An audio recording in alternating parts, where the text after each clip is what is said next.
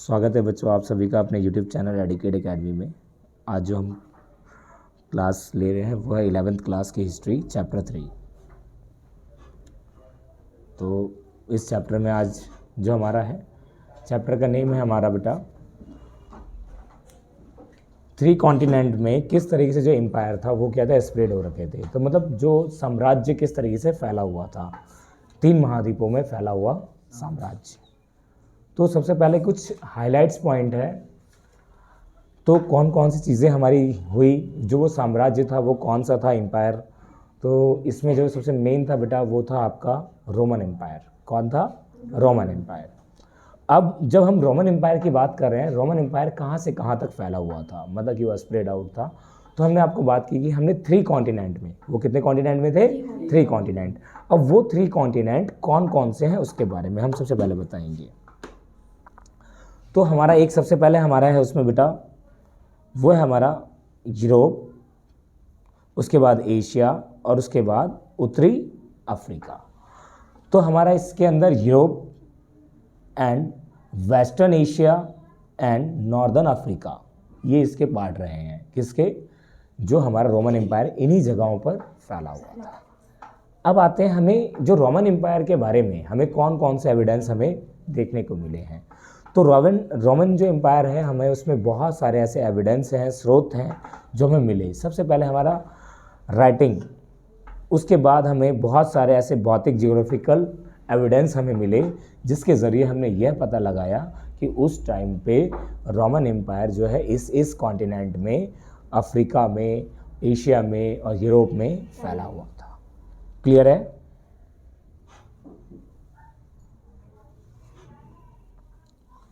अब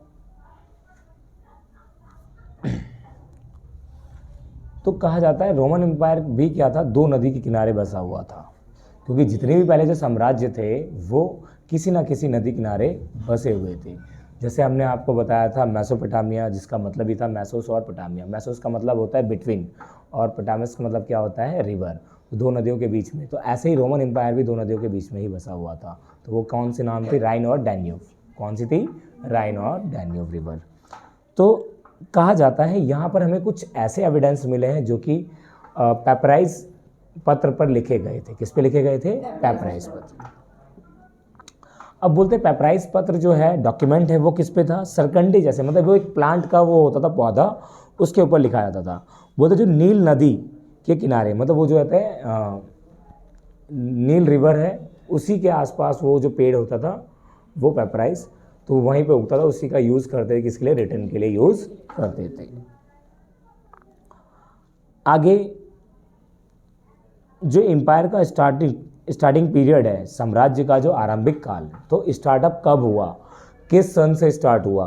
तो कहा जाता है रोमन एम्पायर जो हमारा 509 BC, मतलब 509 BC से लेकर 27 BC तक यहाँ पर रिपब्लिक सिस्टम रहा, मतलब कि गणतंत्र शासन रहा यहाँ पे। तो कहा जाता है इसमें जो पहले सम्राट थे, फर्स्ट एम्पायर, जो जिनका नाम था ऑगस्टस। क्या नाम था? ऑगस्टस।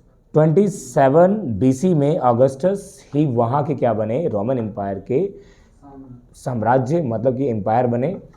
और कहा जाता है उन्होंने वहाँ के सारे सिस्टम्स को क्या कर दिया? सारे शासन व्यवस्था को उन्होंने बिल्कुल अलग तरीके से, अपने तरीके से चलाया। कहा जाता है रोमन एम्पायर में सबसे जो शांति प्रिय जो रहे हैं साम्राज्य, एम्पायर, वो कौन थे? ऑगस्टस ही थे। उन्हीं के टाइम पीरियड में रोमन ने बहुत ज़्यादा डेवलपमेंट किया था, क्योंकि उन्होंने रोमन के लिए बहुत ज़्यादा कार्य किया था। और कहा जाता है सबसे ज़्यादा पीसफुल जो एम्पायर हैं, मतलब राजा हैं, वो कौन थे? ऑगस्टस ही थे, जो कि कब बने? 27 BC, मतलब 27 ईसा पूर्व में। क्लियर है? आगे रोमन साम्राज्य के राजनीतिक इतिहास के 3, मतलब कि जो रोमन एम्पायर है उसके 3 मेन प्लेयर्स हैं। उसके 3 मेन प्लेयर्स हैं, मतलब 3 खिलाड़ी प्रमुख हैं। वो कौन कौन से हैं? हमारा सबसे पहले है उसमें सम्राट, मतलब एम्पायर, मतलब राजा, जैसे कि कौन है? ऑगस्टस। तो उसके 3 प्रमुख खिलाड़ी रोमन के कौन कौन हैं? एक सम्राट, दूसरा है हमारा अभिजात वर्ग, जिसे हम क्या कहते हैं आपको पता ही होगा, आपने फ्रेंच रेवोल्यूशन पढ़ा होगा, जो सेकंड में आते हैं। पहला हमारा क्या था, कैलर्गी, फिर नोबेलिटी, तो नोबेलिटी लोग। और थर्ड में इसके जो थर्ड प्लेयर कौन सा है बेटा, वो है हमारा सेना, मिलिट्री। क्या है, मिलिट्री। तो रोमन एम्पायर के अंदर 3 पॉलिटिकल जो प्लेयर हैं वो कौन कौन से हैं, एम्पायर, नोबेलिटी और एक हमारा कौन है, मिलिट्री। क्लियर है, इनका तीनों का बहुत बड़ा अहम रोल है कहाँ पे, रोमन एम्पायर में। जी बेटा मैंने बताया था, लेकिन सेकंड पार्ट वाला वो है इसमें, ठीक है। जो फ्रांस की जो कम्युनिटी है वो 3 पार्ट में डिवाइड थी, लेकिन दूसरी वाली थी जो लैंड ओनर्स थे वो कौन थे, अभिजात वर्ग थे, ठीक है, वही थे नोबेलिटी। क्लियर है। आते हैं इसी में एक इंसिडेंस है जो कि मैंने आपको पढ़ाया भी है और आप इससे अच्छी तरह से जानते भी हो। 3वीं शताब्दी का संकट, मतलब कि 3rd century crisis. 3rd century crisis बेटा होता क्या है, बोलते हैं प्रथम और द्वितीय शताब्दी, मतलब बोलते हैं 1st century and 2nd century बहुत ही पीसफुल, क्योंकि because of on that time the empire of Augustus. अब मैंने आपको बताया एम्पायर जब वो था, ऑगस्टस जब राजा था, उसके साम्राज्य में बिल्कुल ही शांति थी। लेकिन 3वीं शताब्दी में 3rd सेंचुरी एक ऐसा टाइम पीरियड माना जाता है बिल्कुल तनाव का, मतलब वायलेंस वाला टाइम पीरियड। क्यों, क्योंकि बोलते हैं इसी टाइम पीरियड में 3rd सेंचुरी में 2 लोगों ने रोमन एम्पायर पे क्या किया, अटैक किया। अब वो कौन थे, तो बोलते हैं ईरान के एक थे ससानी वंश, मतलब ससानी डायनेस्टी के राजा। ईरान के ससानी डायनेस्टी के एक एम्पायर थे जिन्होंने क्या किया, आक्रमण किया। बोलते हैं इसी बीच जर्मन मूल के जनजाति, जर्मन के भी लोगों ने क्या किया, रोमन पे अटैक किया। ईरानी ने किया और एक किसने किया, जर्मन के लोगों ने किया, जिसके कारण क्या हो गया, यहाँ पे रोमन साम्राज्य में विभिन्न प्रांतों पर उन्होंने क्या कर लिया, अपना कंट्रोल कर लिया, मतलब कि अलग अलग पार्ट को अपने कब्जे में ले लिया। किसने, ईरानी के ससानी डायनेस्टी ने और जर्मन मूल के जितने भी जो लोग थे उन्होंने कंट्रोल किया, जिसकी वजह से धीरे धीरे यहाँ के लोग क्या हो गए, मजबूर होने लग गए। आगे आते हैं, इसी में बोला गया है 47 ईयर्स में 25 एम्पायर चेंज हुए, मतलब इतनी बार अटैक हुआ 3rd सेंचुरी में कि 47 सालों में 25 राजा बदल गए, और इसीलिए इसको क्या कहा जाता है, 3rd सेंचुरी क्राइसिस, 3वीं शताब्दी का संकट कहा जाता है। क्लियर है ये, 47 बार में 25 राजा। Yes. Now the next point, gender literacy and cultural. Gender literacy and culture. अब जेंडर क्या, मतलब बोला जाता है वहाँ पे स्त्री और पुरुष, महिलाओं की कंडीशंस वेल डेवलप्ड थी, मतलब वहाँ पे बहुत अच्छा था। क्यों, क्योंकि जितने भी जो बिजनेसमैन होते थे, जब भी वो अपने बिजनेस के सिलसिले में बाहर जाते थे, उनके एब्सेंस में कौन वहाँ की देखभाल करता था, वो वुमेन्स ही करती थी, ठीक है। और हमें कई ऐसे एविडेंस भी मिले जो कि प्रॉपर्टी पे किसके कौन है, वो वुमेन्स के ही नाम है। इवन वहाँ पे जो फैमिली थी, वो फैमिली कौन सी थी, न्यूक्लियर फैमिली। कौन सी थी, जिसे हम बोलते हैं एकल परिवार। क्या बोलते हैं, एकल, जिसमें माता पिता और उनके बच्चे, ठीक है, माता पिता और उनके बच्चे। तो ये था थोड़ा फैमिली का कॉन्सेप्ट। वहाँ की जो लिटरेसी थी बेटा, वो ज़्यादा बस ठीक ठाक थी, काम चलाओ, मतलब कि काम चल जाएगा, उतने लोग पढ़े लिखे। जैसे बिजनेस, वो पति के चल जाने के बाद भी वो क्या करती थी, बाहर चले जाने के बाद भी वो दुकानों को संभाल लेती थी। तो मतलब लिटरेसी रेट थी, लेकिन उतनी ज़्यादा ठीक नहीं थी, लेकिन ठीक थी, काम चल जाता था। इसके अलावा यहाँ पर लोग अलग अलग समुदाय के लोग रहते थे, तो जो अलग अलग समुदाय के लोग थे वो अलग अलग लैंग्वेज का भी यूज़ करते थे। इसके अलावा हम बात करते हैं इसी में इकोनॉमिक एक्सप्रेशन। अब हमारा जो इकोनॉमिक है, इकोनॉमिक एक्टिविटीज़, जिसे हम बोलते हैं आर्थिक विस्तार। आर्थिक मतलब पैसे से संबंधित। तो रोमन साम्राज्य में लोग करते क्या होंगे, ठीक है, उसके बारे में जानते हैं। तो रोमन साम्राज्य में जितने भी जो लोग हैं, आर्थिक आधारभूत काफ़ी मजबूत, मतलब बोलते जो उसका इकोनॉमिक एक्टिविटी थी, मतलब आर्थिक विस्तार बहुत ही मजबूत था रोमन का। इसकी वजह क्या है, रोमन में आर्थिक विस्तार इतना बड़ा क्यों है? क्योंकि इसका एक रीज़न ये था, क्योंकि रोमन जो था, मैंने आपको बताया रिवर किनारे था। दूसरी चीज़, ये सी पोर्ट के एरिया में भी आता था। कौन? रोमन। और कहा जाता है यहाँ पे बहुत सारे क्या थी, माइनिंग एरियाज थी। क्या थी? माइनिंग एरिया, मतलब खदान। उसके अलावा यहाँ पे बहुत सारे आपने वो देखे जिसमें ब्रिक्स बनते हैं, ईंटें, तो वो भट्टे भी थे। इसके अलावा जैतून का तेल भी यहाँ पे मिलता था, मतलब ऑलिव ऑयल्स। तो कहा जाता है अधिक मात्रा में ये व्याप्त था। तो मतलब बोला जाता है कि जो हमारा रोमन एम्पायर है वहाँ पे सबसे ज़्यादा ट्रेड किसका होता था? लिक्विड का। किसका होता था? लिक्विड का। क्लियर है? Wine and olive oil. Clear है ये? तो वाइन एंड ऑलिव ऑयल का सबसे ज़्यादा यूज़ किया जाता था। बोलते हैं क्योंकि यहाँ पर ज़्यादातर जो लैंड थे वो ज़्यादा फर्टाइल नहीं थे, जिसकी वजह से यहाँ पर ये सारी चीज़ें ज़्यादा। तो बोलते हैं जिस भी लिक्विड चीज़ों को वो एक जगह से दूसरी जगह ट्रांसपोर्ट करते थे, मतलब एक जगह से दूसरी जगह जब भेजते थे, व्यापार करते थे, तो वो कंटेनर के जरिए भेजते थे। कंटेनर जैसे हमारा गैस आता है ना, वो भी क्या, that is the form of liquid, वही है ना, लिक्विड गैस बोल दो आप। तो वो क्या होता है, एक सिलेंडर में आता है। तो वैसे ही वहाँ पर जो वाइन वगैरह और वो किस में जाती थी, कंटेनर को हम क्या कहते हैं, एम्फोरा कहते थे। क्या कहते थे? एम्फोरा। बोलते हैं स्पेन एक ऐसी जगह है जहाँ पर जैतून का तेल ड्रेजल 20 नामक कैंटरों से लाया जाता था। मतलब जो ड्रेजल, जैसा अभी मैंने आपको बताया, एम्फोरा में भाई लेकर आया जाया करते थे, लेकिन स्पेन में इसी चीज़ का यूज़ किस में करते थे? वो ड्रेजल 20 में। किस में करते थे? ड्रेजल 20। क्लियर है ये?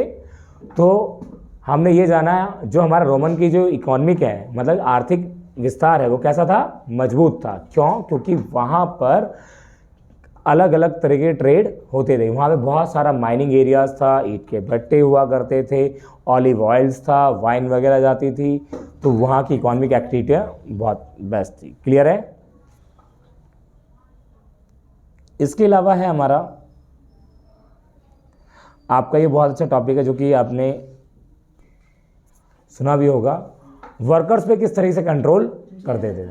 तो रोमन एम्पायर ही एक ऐसा एम्पायर था जो कि सबसे पहले वहाँ पर वर्करों पे कंट्रोल किया जाता। मैं तो ये तो बोल दूँ, वर्कर को स्लैब्स बोलते थे और कहा जाता था स्लैब्स पे इस तरीके से वो कंट्रोल करते थे।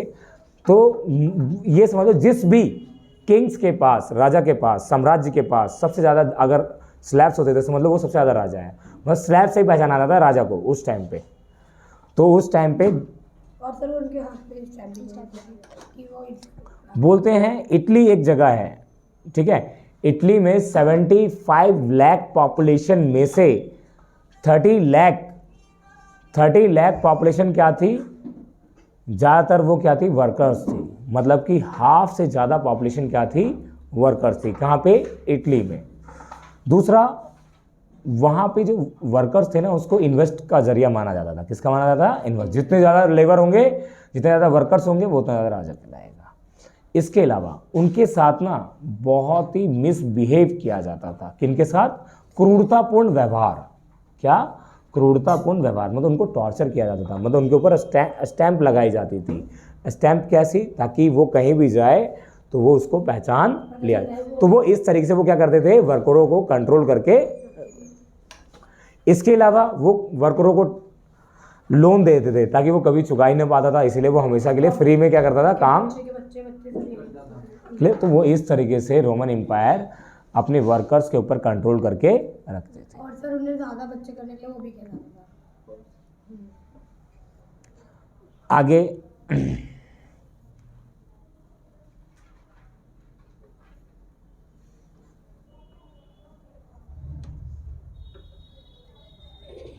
एक है हमारा, रोमन एम्पायर को दो पार्ट में डिवाइड कर दिया गया है, परवर्ती काल और पूर्ववर्ती काल। ये ना, परवर्ती और प्रारंभिक देख रहा था आपने।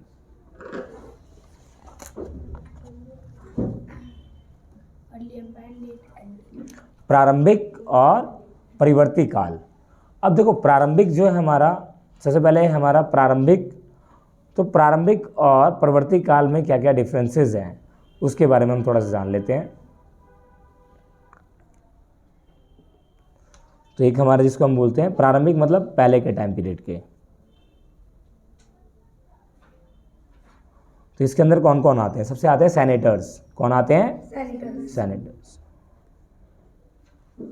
इसके अलावा अश्वारोही। अश्वारोही मतलब जितने भी जो घोड़े वगैरह होते हैं वो सारे, मतलब आपको बताया था ना 3 पॉलिटिकल प्लेयर्स थे, तो ये सारे पहले इसमें आएंगे। जनता का सम्मानित वर्ग, फुहड़, दास, मतलब ये सारे लोग पहले क्या थे, पहले के टाइम से ही वहाँ पर थे। कहाँ पे? रोमन एम्पायर में। तो ये वाला जो टाइम पीरियड था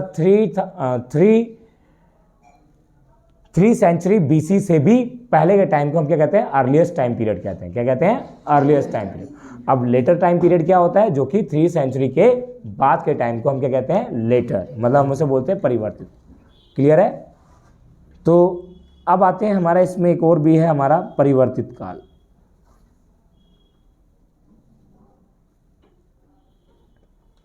अब इसमें सेनेट की जगह कौन आ जाएंगे? सम्राट। कौन थे? सम्राट। अब पहले कौन थे? सेनेट थे। अब ये कौन आ गए? यहाँ पे सम्राट आ गए। अब इसमें एक और लोग आ गए। कौन? उसमें अश्वारोही थे, मतलब हॉर्सेस वाली फोर्सेस थी। इसमें कौन आ गए? नोबेलिटी लोग आ गए। कौन आ गए?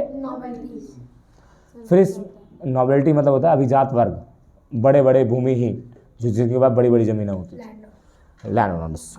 ठीक है। और दास के दास सेम ही थे। क्लियर है? तो ये हमारा टाइम पीरियड है जो कि 3 सेंचुरी BC से बिफोर, ये हमारा अर्लियर टाइम पीरियड हो गया रोमन का।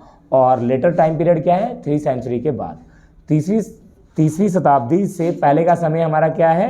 प्रारंभिक काल। ठीक है। और तीसरी शताब्दी के बाद का समय हमारा क्या है? परिवर्तित काल। क्लियर है? रोमन एम्पायर के हम उसके बारे में जानते हैं। सबसे मेन पॉइंट, रोमन एम्पायर में लास्ट में क्या हुआ, इसका जो अंत है, मतलब एंड किस तरीके से होता है। ठीक है। तो रोमन एम्पायर का एंड के कई पॉइंट्स हैं हमारे।